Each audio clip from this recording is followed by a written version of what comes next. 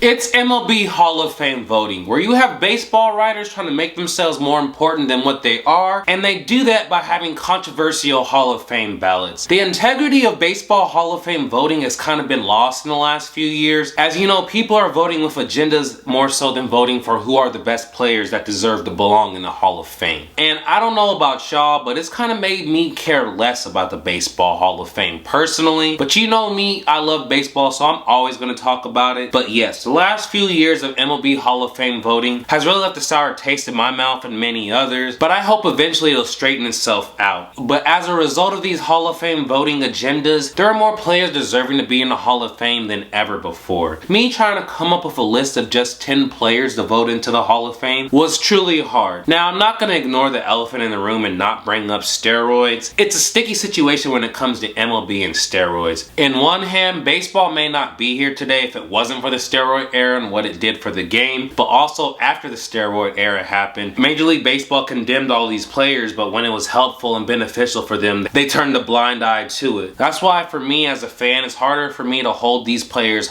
fully accountable when MLB wasn't doing it themselves. And now it's gotten weird to the point that some players that have known PED usage are in the Hall of Fame while others aren't, and then you have people that are deserving to be in the Hall of Fame that aren't because people don't like them as a person. Everything has just gotten sloppy with the Baseball Hall of Fame, so I want to set some parameters for what my voting is. My rule is as long as you have never tested positive for steroid use or PED use by Major League Baseball, then you're eligible to be voted in for my Hall of Fame. As baseball started testing in 2003, some of the people that would not make my list would be Alex Rodriguez, Manny Ramirez, and Bartolo Colon, for example. So those are my parameters on how I'm gonna vote. If you tested positive for steroids or PED use, I will not vote you. But if people are just accusing you of doing it and you've never tested positive, I am not gonna hold that against you. That is hearsay, and I don't really do hearsay. I need facts. I need to see this person tested positive, so this person doesn't belong on the list. So with all of that said, I have compiled a list of 10 people that I'm gonna vote in, and then I have 2 honorable mentions. These 2 honorable mentions, when I would vote again next year, they would definitely be on my list. It's just because these writers have not voted some of these players in, it has made this list heavier than what it's needed to be and makes it harder for people to vote for the best 10. Now, if you do enjoy the content analysis that Paint the Black Baseball brings, maybe you can give me a like and subscribe, but let's get into my Hall of Fame list and my 2 honorable mentions. Now, before I get into my honorable mentions and ballot, let's take a look at the 26 players eligible for the 2024 Hall of Fame ballot. If you want to pause the video and look at these players, great. But we need to honor all of these players regardless if they get into a Hall of Fame or not. Just to be able to make it on this list is an achievement in itself. Now, my first honorable mention would be Francisco Rodriguez. This is his 2nd time on the ballot. The first time he accumulated 10.8% of the vote. Some of his accolades would include 6-time All-Star, winning the 2002 World Series, and 2 times Royal AIDS Relief Award winner. Now, one of my main reasons that Francisco Rodriguez belongs on this list, he is 4th all-time in saves with 437. And if you watched baseball when he was first coming up, there was a time when many believed he was going to be the one to break the saves record. The thing that held Francisco Rodriguez from being a sure ballot Hall of Famer, when he got traded to the New York Mets, his career was never the same. It was a lot of up and down. There was times when he still was the guy getting saves, and then it was times he was demoted. And this was from 2009 to 2013. When he became a Milwaukee Brewer, he regained some of his status, and that's why I have Francisco Rodriguez on the fringe. I see why he would be a Hall of Famer to some, and I see why he wouldn't. He has the numbers, but did he have the longevity of being one of the best closers in baseball? I would say he belongs in the Hall of Fame, but also I wouldn't be surprised if he has to wait until his 7th to 10th time being on the ballot as well. He didn't solidify himself as a sure ballot Hall of Famer because of those years where he was up and down, but overall, when you look at his body of work, the fact that he's 4th all time in saves, while he may not make it this year or next, eventually he deserves to be a Hall of Famer. Now, the other honorable mention on my list is David Wright. And some of David Wright's achievements include 7-time All-Star, he's a 2-time Gold Glove winner, and he also won the Silver Slugger 2 times as well. The main thing holding David Wright back from being in the Hall of Fame would be his injuries. As he got into his 30s, he wasn't able to age gracefully, and he had to retire early because of that. And when you take a look at his career numbers, he may not have accumulated 2,000 hits, but if you watch David Wright and you saw him play play baseball. You knew he was a special player. And for him to accumulate 49.2 WAR, despite not having the greatest of 30s, just shows how special David Wright was. So yes, the injuries may stop him from making the Hall of Fame, or he may have to wait a few years, or even for the Veterans Committee. But if you saw David Wright in his prime and watched him play baseball, that was a Hall of Fame player on and off the field. So to me, David Wright belongs in the Hall of Fame, but because of this bloated list, he has to be an honorable mention. But next year on my ballot, he will for sure be on it. Okay, now that we've covered my honorable mentions, let's actually get into my list. And remember, I'm going in alphabetical order for this by their last name, so there's no I'm putting this player higher than this player. To me, these are the 10 players most deserving of being in the Hall of Fame. So first on my list is Bobby Abreu, who's in his 5th year, and he accumulated 15.4% of the vote in 2023. Some of Bobby Abreu's accolades include 2-time All-Star, he won the Home Run Derby, he's a Gold Glove winner, and he's a Silver Slugger winner. And I think the thing that's holding Bobby Abreu back the most is the lack of accolades that he has. Just seeing that would have people like, why is he even on the Hall of Fame list? Bobby Abreu was in an era of what he brought to the table was not as valuable as it would have been today. Back then, if you had a high home run rate or a high batting average, that was seen as more valuable than someone that had a high OPS. So with Bobby Abreu being a mix of everything, it was easier for him to be glanced over. But if Bobby Abreu played in the analytic generation, he would have won way more accolades. It wouldn't have been a question if he would have been a Hall of Famer or not. I feel like the thing that's most damning to Bobby Abreu, on base percentage was not valued in that era as much. If you didn't hit over 30 home runs, you were probably going to be overlooked for another player that did. But Bobby Abreu was the definition of a 5-tool player. He had 400 in career stolen bases. He had nearly 2,500 hits. He won a Gold Glove. He also should have won more, but the Gold Glove back then was a popularity contest. Bobby Abreu is the perfect example of a player. He was in an era that did not value him. And lastly, I do think Bobby Abreu is going to make it, but I don't think Bobby Abreu is going to make it till his 9th or 10th year, personally. Now, next up on my list, we have Carlos Beltron. This will be his 2nd time on the ballot. He accumulated 46.5% of the vote last time. That was really high, and I'll let you know it's a matter of when, not if, with Carlos Beltron. Some of Carlos Beltron's achievements include winning Rookie of the Year. He was a 9-time All-Star. He won the 2017 World Series. He was a 3-time Gold Glove winner, and he was a 2-time Silver Slugger winner. I'm gonna keep this one short and sweet. Carlos Beltron is gonna be a Hall of Famer this year. The only thing that you could really hold against him is he was a part of that Astro cheating scandal. But 1, that was his last season in the majors. 2, he was already a Hall of Famer before all of that. And 3, with how MLB handled the crackdown of the Astros, or the lack thereof, if MLB doesn't care about it, why should I care about it? So Carlos Beltron, he should be a Hall of Famer as soon as this year. He was a 5-tool player just like Bobby Abreu. He had no weaknesses in his game. Carlos Beltron was the definition of a special player. Now, 3rd on my ballot, we have Adrien Beltre, and this is his first time being on it. Some of Adrien Beltre's accolades include he was a 4-time All-Star, he was a 5-time Gold Glove winner, 4-time Silver Slugger winner, and a 2-time Platinum Glove winner. And with 477 career home runs, he was just shy of that 500 home run mark. But that's not even going to matter for Adrien Beltre because he's a surefire Hall of Famer. Adrien Beltre deserves to be a first ballot Hall of Famer. When you factor in his durability and elite defense, even with him having some of those down years with the Seattle Mariners, the course of Adrien Beltre's career, the man was special. All of his teammates loved him. You ask anyone about Adrien Beltre, he brings something that not other players bring. You can argue he is the best third baseman of this generation. The one that is comparable to him is Chipper Jones, but Chipper Jones had way more injury issues than Adrien Beltre. So if you want to say Chipper is the more talented player, but Adrien Beltre ended up having a better career, I would be okay with that as well. But whether it's Chipper Jones or Adrien Beltre, these were the best third basemen of our generation, and both of them are going to be honored with being first ballot Hall of Famers. Next on my list, I have Todd Helton, which will be his 6th time. Last time he accumulated 72.2% of the vote. Some of his accolades accolades include 5-time All-Star, 3-time Gold Glove, and 4-time Silver Slugger, and he won the batting title. Seeing that this man had 72.2% of the vote, obviously Todd Helton is going to make it the next time. He should have already been in. One of the biggest things holding Todd Helton back is he played his career in Coors Field, and Coors Field, as we all know, is a hitter's environment. But even with it being a hitter's environment, Todd Helton had a career .316 average, .414 on base, and .539 slugging. If that's not the definition of Hall of Fame worthy, I don't care if he hit in Coors,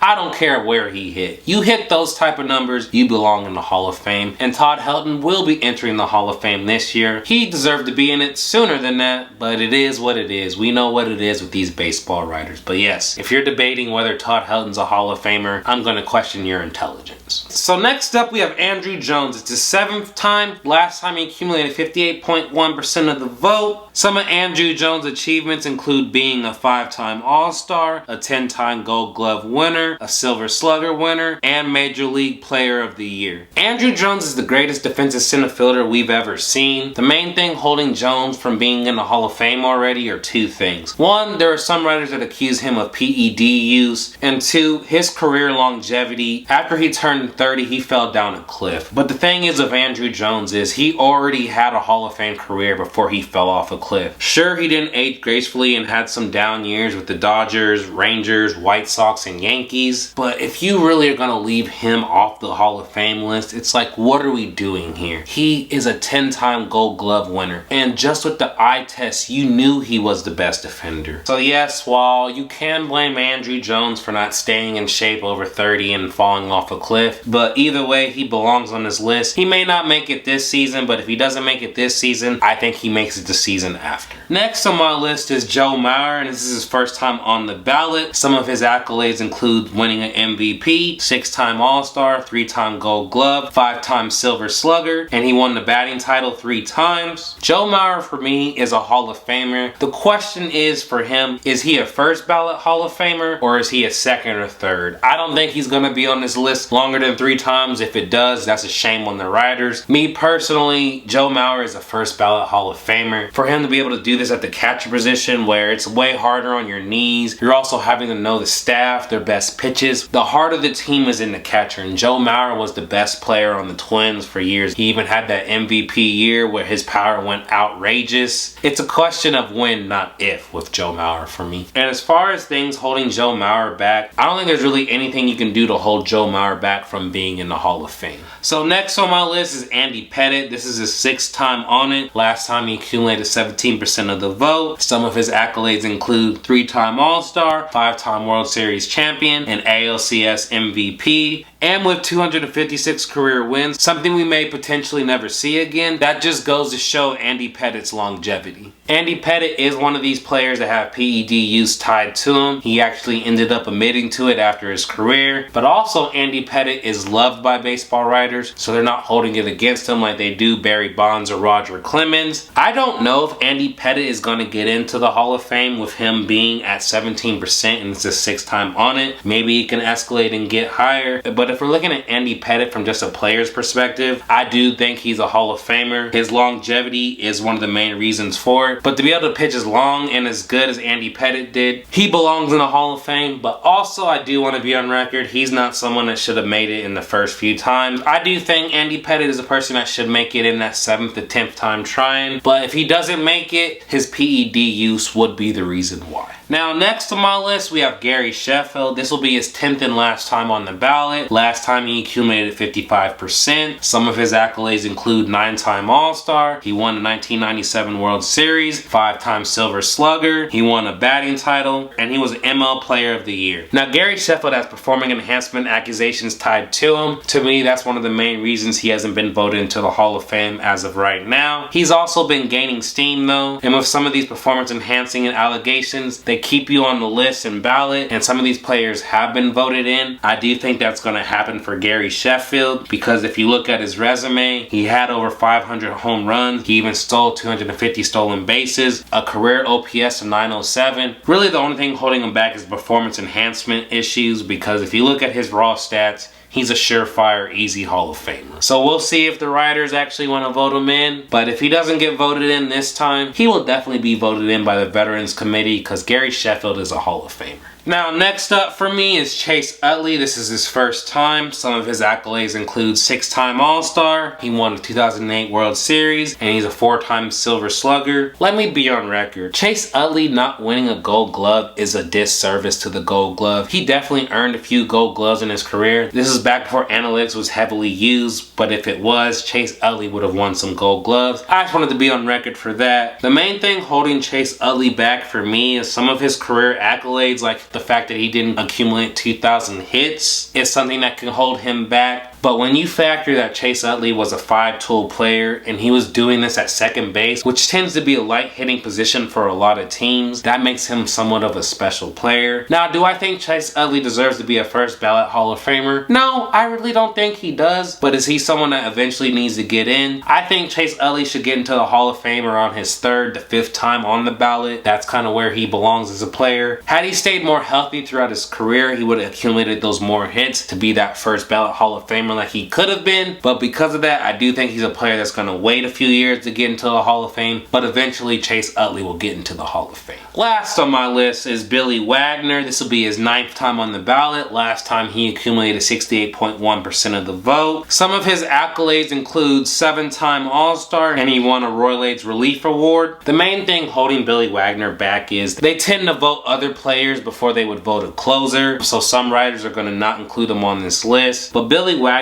is 6th in all-time saves. If you watched Billy Wagner, you could tell that was a Hall of Fame relief pitcher. And the thing is with Billy Wagner, he still had more left in the tank. His last season with the Braves, he still was elite. So Billy Wagner was just a special relief pitcher. Not every relief pitcher deserves to be in a Hall of Fame, but someone like Billy Wagner definitely belongs. I think he's going to get in this year, and if he doesn't get in this year, he will definitely get in on his last time on the ballot. He was so close to making it. You know he's going to get over that hump. So yes, this would end up being my ballot for the 2024 Hall of Fame voting. Let's go over the players one more time. I have Bobby Abreu, Carlos Beltron, Adrien Beltre, Todd Helton, Andrew Jones, Joe Mauer, Andy Pettitt, Gary Sheffield, Chase Utley, and Billy Wagner. The 2 players that just missed for me were Francisco Rodriguez and David Wright. And another 2 players that did have a Hall of Fame career, but they tested positive for steroids or PEDs, so they can't be on my list. That's Alex Rodriguez and Manny Ramirez. So yes, this is my 2024 ballot, but also had these voters been voting the way they should, this 2024 ballot would actually be a bit lighter, and I may not have to actually include a full list of 10 and 2 honorable mentions because some of these players on this list should have already been in the Hall of Fame. But these baseball writers want to make themselves more important than they are. Some of them have agendas against players that they did not like, and then some writers just want attention. It has derailed the legacy and importance of the Baseball Hall of Fame, and I hope it can regain its credibility. But to the Baseball Hall of Fame, for some, it'll never gain that credibility back. To some people, the Baseball Hall of Fame is a complete joke and it will never be fixed or corrected. I just hope in the future baseball gets writers that actually care about the Hall of Fame voting and not more so their agendas and trying to feel more important than what they are. Now y'all let me know in the comment section. Do you agree with my Hall of Fame ballot? If you were to change my Hall of Fame ballot, what players would you take off? What players would you put on? Are you a person that actually wants Alex Rodriguez and Manny Ramirez to make it into the Hall of Fame, knowing that they tested positive for performing enhancement drugs? I would love to hear you guys' thoughts and feedback in the comment section. But as you know, with Paint the Black Baseball, I'm going to give you consistent baseball analysis. That's why you make sure to subscribe and turn the notification bell for all my videos so you guys can participate in the comment section. If you made it to this point, I do appreciate you for staying with me for the long haul. I do also have other videos on my channel that I would love for you to check out, but I do hope you have a great day.